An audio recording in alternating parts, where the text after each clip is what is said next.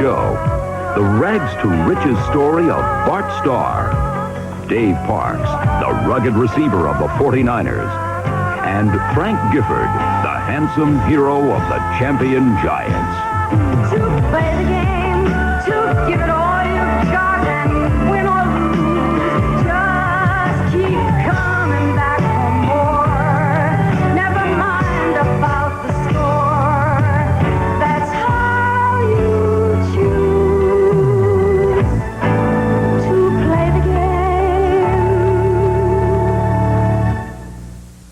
game. Bart Starr was a model of efficiency. As a man, he was, and still is, a model of good behavior. He doesn't smoke. He doesn't swear.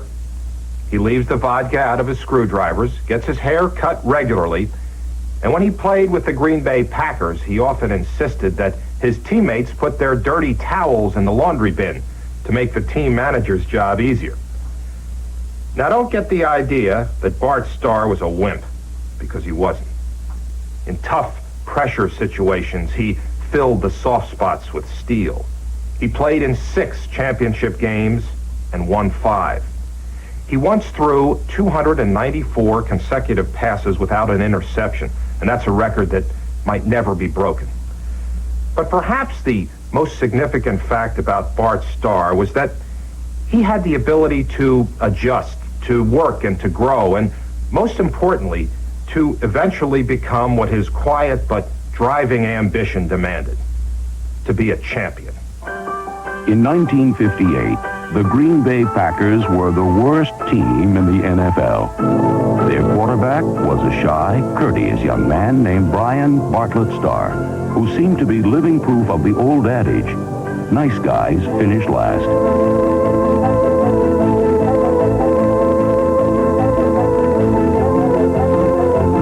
Green Bay 40-0, and Bart just had a miserable game, and the fans were booing him in Green Bay, if you can imagine that. And after losing 40-0, instead of ducking his head and running for the tunnel, Bart came over and congratulated us. Great guy. In 1959, the Packers hired coach Vince Lombardi, a determined winner who had no patience for gracious losers. Well, I think that Coach Lombardi probably felt that I wasn't strong enough to be the leader that he was looking for. He was volatile, explosive, impulsive, loud, abrasive, nasty, if you will, and I wasn't.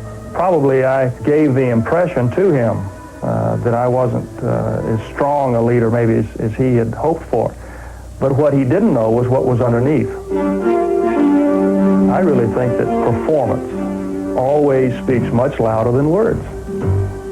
In 1960, Starr's steady performance earned him the starting role, and the underdog Packers fought their way to the top of the Western Conference. While running backs Jim Taylor, number 31, and Paul Hornung became national heroes, the quarterback who gave them the ball was ignored and often blamed for the team's failures.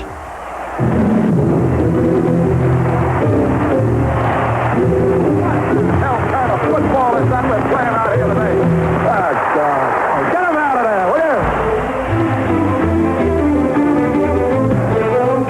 will you? Belittled by his coach and bullied by his opponents, Starr's faith and courage were constantly tested.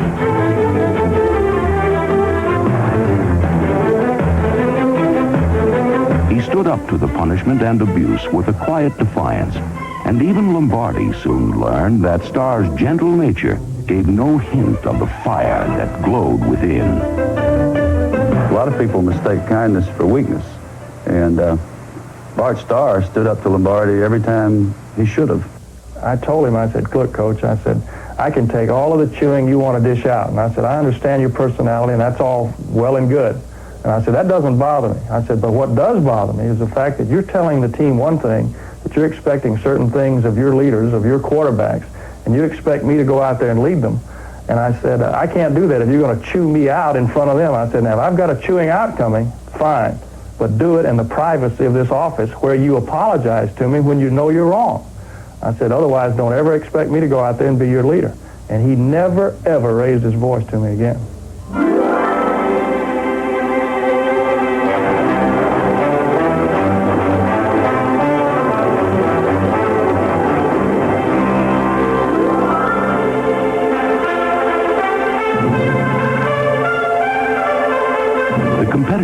fires in Bart Starr were well banked and deeply hidden, but Lombardi fanned them to a blaze, and Starr changed from a man who used to lean on his team to one who could lead it.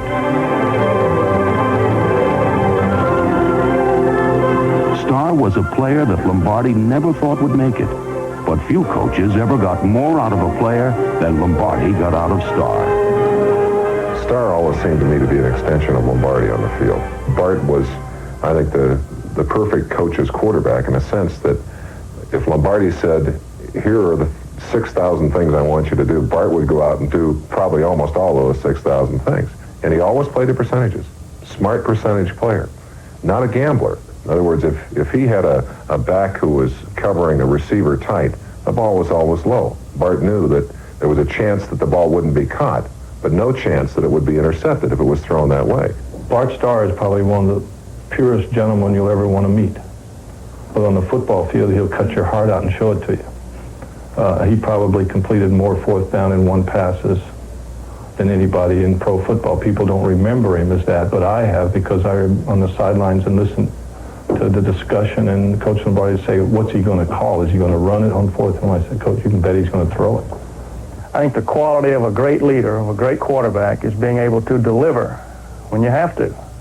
Anybody can play when there's really nothing at stake, regardless of the game, regardless of the situation. But I really think the measure of the player is how well he plays under pressure when you have to win. Above all, Bart Starr was the consummate pressure player, and he proved it by winning 5 championship games, more than any quarterback in history. In 1966, Lombardi's Packers won their second straight NFL championship game and 4th league title when Starr threw 4 touchdown passes to defeat the Dallas Cowboys.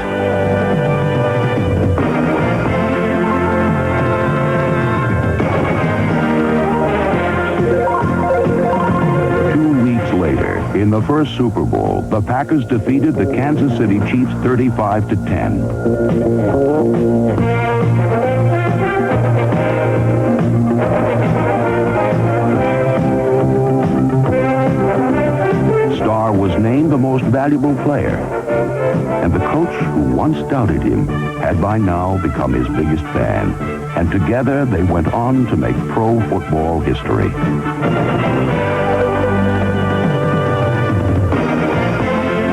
In the 1967 championship game, a small step for Bart Starr was a giant leap for the Green Bay Packers, who became the first and only team in NFL history to win 3 consecutive championship games. In the second Super Bowl, the Packers crushed the Raiders 33-14, and Starr was again named the game's most valuable player.